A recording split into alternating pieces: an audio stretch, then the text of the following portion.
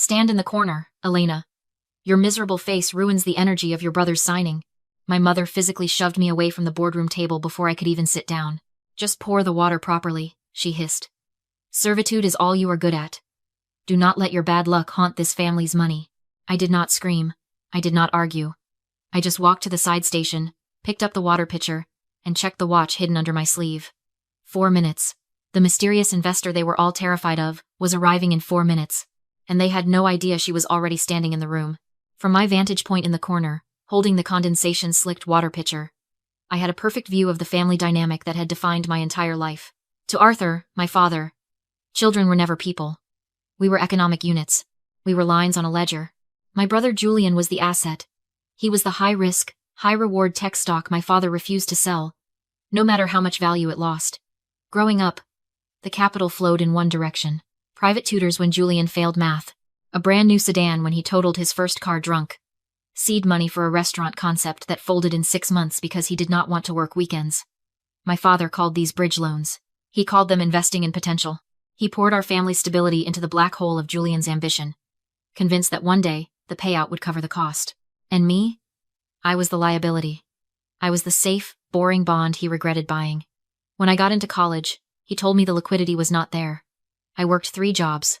I stacked shelves at a pharmacy from 10 at night until 6 in the morning, then went straight to my statistics lectures. I graduated with 0 debt and 0 help. When I landed my first job in risk assessment, Arthur did not congratulate me. He asked why I did not aim for a commission-based role like Julian. To him, steady income was for servants. Real men gambled. That gambling addiction brought us here, to this cold room. The current crisis was simple. Julian had found a shortcut. He always found shortcuts. He wanted to buy his way into a prestigious investment partnership. The buy-in fee was $150,000. He did not have it. He had burned through his last bailout months ago. But he had convinced Arthur that this was it. This was the golden ticket that would pay back every cent and finally validate Arthur's decades of blind faith. I watched Arthur adjust his tie, his hands shaking slightly. He was terrified, but he was masking it with arrogance. He looked at me standing by the service station, my silence irritating him.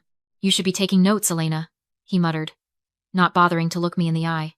Julian is about to close the deal that secures this family's legacy. While you pinch pennies and worry about rent, he is thinking big. That is the difference between you two. He leaned back, gesturing around the expensive office that he did not know I paid for. Julian is an asset. You? Investing in you for 30 years was the biggest loss of my life. You are a sunk cost, Elena. At least try to be useful today. Watch how the big dogs eat. I gripped the handle of the pitcher tighter. A sunk cost. That is an economic term for money that has already been spent and cannot be recovered. In rational decision-making, you are supposed to ignore sunk costs. But Arthur was not rational. He was an addict. He had spent so much on Julian that he could not stop now, because stopping would mean admitting that his entire investment strategy, his entire life was a failure. So he sat there, ready to sign away the only thing he had left, his paid-off house, just to keep the fantasy alive. He did not know that I was not the liability anymore. I was the auditor, and I was about to close the books on this family forever. To my family, I was the invisible girl who made sure the coffee was hot and the water glasses were full. But here is the secret I had been keeping for 5 years. I do not work in administration. I do not file paperwork for other people. I am a distressed debt investor. When companies fail, when they bleed money, and their assets turn toxic, I am the one who swoops in. I buy their bad debt for pennies on the dollar, and then I either restructure them or strip them for parts. I am a vulture to some, a savior to others. But to Arthur and Philippa, I was just Elena, the daughter who could not afford a new car. 2 weeks ago, my algorithms flagged a small, aggressive investment firm called Blackwood Partners. They were soliciting new partners with a buy-in fee of $150,000. It was a classic Ponzi structure, bleeding cash and desperate for fresh capital before the regulators shut them down. Julian had been bragging about Blackwood for months. He told everyone who would listen that they headhunted him.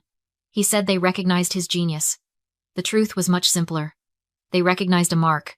They saw a desperate, arrogant man with a father who had a paid-off house, and they opened the door. When I realized my brother was walking into a buzzsaw, my first instinct was to warn them. I almost called Arthur. I almost told him to run. But then I remembered the birthday dinner where they made me sit at the kids' table. I remembered the way Philippa sneered at my shoes. I remembered Julian laughing when I told them I got a promotion, asking if I was finally allowed to use the color copier. So I did not warn them. I bought the buzzsaw. Using a shell company, I purchased the controlling debt of Blackwood Partners 48 hours ago. I did not just own the debt. I effectively owned the firm. I controlled the board. I controlled the hiring process. And I controlled the man walking through that door in 3 minutes. Mr. Sterling was not a senior auditor. He was my head of security and compliance. I had given him very specific instructions. He was to demand proof of liquid assets. He was to push Julian until he panicked. I watched Julian from my corner. He was sweating through his dress shirt. He kept checking his leather briefcase, tapping his fingers against the clasp. I knew exactly what was inside. He did not have $150,000. He had about $400 in his checking account. But he had told Arthur the money was ready. He had told the investors the money was ready. To bridge that gap, he had done something incredibly stupid. He had taken a PDF of his bank statement, opened it in an editing program, and added 3 zeros. He had printed it out on high-quality paper, convinced that a piece of paper would fool a multi-million-dollar audit. He sat there, clutching his briefcase, terrified that the deal would fall through, but completely unaware that the real danger was not losing the deal. The danger was the sister standing 5 feet away, waiting for him to hand over a forged document that would turn his desperation into a federal felony. The trap was set. All he had to do was walk into it. The heavy glass door swung open, and Mr. Sterling walked in. He did not look like an auditor. He looked like a verdict. He was a large man in a charcoal suit that cost more than my brother's car, carrying a leather portfolio with the indifference of someone who ruins lives for a living. I had hired Sterling 3 years ago from a top forensic accounting firm. He was loyal, efficient, and terrifying. Today, he was playing his role perfectly. He walked straight past me without even a glance, treating me exactly as my parents did. As furniture. He extended a hand to Julian. "Mr. Julian," Sterling said, his voice deep and smooth. "I have heard a lot about your ambition." Julian stood up too fast, knocking his knee against the table. "Mr. Sterling." "Yes, it is an honor. My father, Arthur." Arthur beamed, pumping Sterling's hand. "We are ready to move forward. My son is very excited about this partnership." Sterling sat down, opening his portfolio. The air in the room grew heavy. Excitement is good. Solvency is better. We have a tight window to close this round of funding. I assume you have the liquidity proof we discussed? From the corner, my mother snapped her fingers. The sound was sharp, like a dry twig breaking. "Elena," Philippa hissed, pointing at Sterling's empty coaster. "Water. Now. And try not to spill it this time. Honestly, do we have to teach you everything?" I picked up the pitcher. This was the moment where the old Elena would have felt tears pricking her eyes. The old Elena would have felt shame burning in her chest. But I was not her anymore. I was the predator in the room. And silence was my camouflage. I moved to the table. I poured the water into the crystal glass with absolute precision, not a drop wasted. There is a specific kind of power in being invisible. When people think you are nothing, they say everything in front of you. They assume you are too stupid to understand the context. As I filled Julian's glass, I heard him whisper to Arthur, "I fixed the numbers. It looks perfect." I heard Arthur's breath hitch. "You are sure?" "It is a PDF, Dad," Julian whispered back. "They cannot tell." I set the pitcher down and retreated to my station. They thought my silence was submission. They did not realize it was discipline. The dignity of silence is that you hear the things that scream the loudest. Julian cleared his throat, regaining his bravado. He slid a thick, cream-colored envelope across the mahogany table. "Here are the certified bank statements. Mr. Sterling. Proof of $150,000 in liquid cash, ready for transfer." Sterling did not touch the envelope. He looked at me. That was the signal. I stepped forward, keeping my eyes lowered, playing the part of the nervous assistant. "I am so sorry, Mr. Sterling," I said, my voice trembling just enough to be convincing. "I forgot to mention. The document scanner is down. The network is undergoing maintenance." Julian frowned. "So? Just take the paper. Compliance requires a digital original for the blockchain verification." I lied smoothly. "We cannot accept hard copies for the initial buy-in. It is a security protocol." I turned to Julian, offering a helpful, apologetic smile. "Sir, could you just forward the PDF directly from your banking app to this email address? We can process it instantly on the main screen." I pointed to the large monitor on the wall. Julian froze. His hand twitched toward his laptop bag. I knew exactly what he was thinking. He did not have a banking app with $150,000 in it. He had a manipulated file on his hard drive. If he logged into the real bank, he was dead.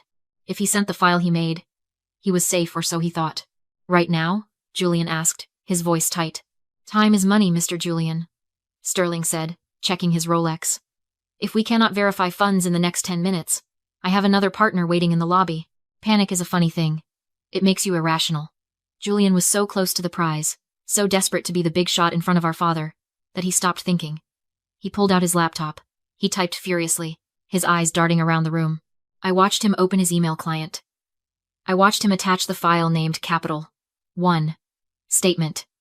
Oct. PDF. I watched him hit send. A second later, my phone vibrated in my pocket. Ping.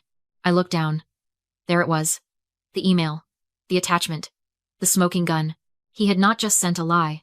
By transmitting a forged financial document across state lines via the internet to secure a loan, he had just committed federal wire fraud, and he had done it in a room full of witnesses, sending the evidence directly to the device of the woman he called a failure. I looked up at him. He was smiling again, closing his laptop, thinking he had won. He had no idea he had just signed his own confession. Sterling checked his tablet, acknowledging the email receipt. He did not smile. He did not offer congratulations. He simply nodded, as if a man sending a forged federal document was the most mundane thing in the world. The liquidity is verified, Sterling said, closing the folder. However, per the fund's bylaws, there is a 24-hour clearing period for digital transfers. To lock in the partnership seat today before the Asia markets open, we need immediate collateral. He reached into his portfolio and pulled out a document bound in blue legal paper. He slid it across the table toward Arthur. This is a deed of trust, Sterling explained, his voice devoid of emotion. It places a short-term lien on your primary residence at 42 Oak Street. It secures the $150,000 buy-in until the wire transfer clears tomorrow. Once the cash hits our account, the lien is dissolved. Standard procedure for high-velocity deals. The room went silent. I saw my father's hand twitch. This was not just a signature. This was his safety net. That house was the only thing he actually owned, free and clear. It was his retirement. It was his legacy. Arthur hesitated. He looked at the document, then at Julian, and finally, his eyes flickered to me in the corner. I made sure to look small. I made sure to look like the daughter who did not understand finance, the one who was just there to refill the glasses. Is this necessary? Arthur asked, his voice losing some of its boom. You have the bank statement. The board requires hard assets, Mr. Arthur, Sterling said, glancing at his watch. If you're uncomfortable, we can offer the seat to the next candidate. Julian panicked and leaned in. Dad, don't mess this up. It's 24 hours. The money's there. Arthur hesitated, pen hovering. He sensed something was wrong, but Julian knew his weakness. Once I'm partner, Julian whispered. The bonus pays for the Boca Raton condo. Golf course view. You'll be the envy of the club. Fear vanished. Greed replaced it. Arthur had spent 30 years betting on Julian. Sacrificed his daughter, his savings, his morals. Walking away now meant admitting his life's work was a lie. His ego wouldn't allow it. This is how men build empires. Arthur sneered at me. We take risks. He signed. Sterling stamped. Clack thud. The deed of trust was recorded. The house was collateral. The trap was sealed. Julian smirked. When I upgrade security at the new estate, maybe I'll hire you, Elena. You're good at standing quietly in corners. Philippa laughed. With a better suit, maybe. I set down the towel, picked up my phone, and walked to the head of the table. Actually, I said calmly, you won't be hiring anyone. I plugged my phone into the monitor. Mr. Sterling. Pause processing. Sterling stopped. Listening. Arthur barked. Sit down. I tapped the screen. Document A. Incorporation records of the debt fund. Arthur read aloud. Elena Vance. I own the firm. I said. Sterling works for me. Silence. Document B. Real-time account balance. $412.06. Julian went gray. Document C. The statement you submitted. I highlighted the metadata. Created in Adobe Acrobat 1 hour ago. Font mismatch. It's a forgery. I faced him. You just committed federal wire fraud. Minimum sentence. 20 years. Arthur dropped the pen. It was a placeholder. Julian whispered. You were going to steal the money, I said. Using Dad's house. I placed 2 documents on the table. Option A. I call the FBI. Julian goes to prison. The house is seized. Arthur shook. Option B. You sign a deed in lieu of foreclosure. Transfer the house to my company. I don't press charges. Julian stays free. You can't. Philippa screamed.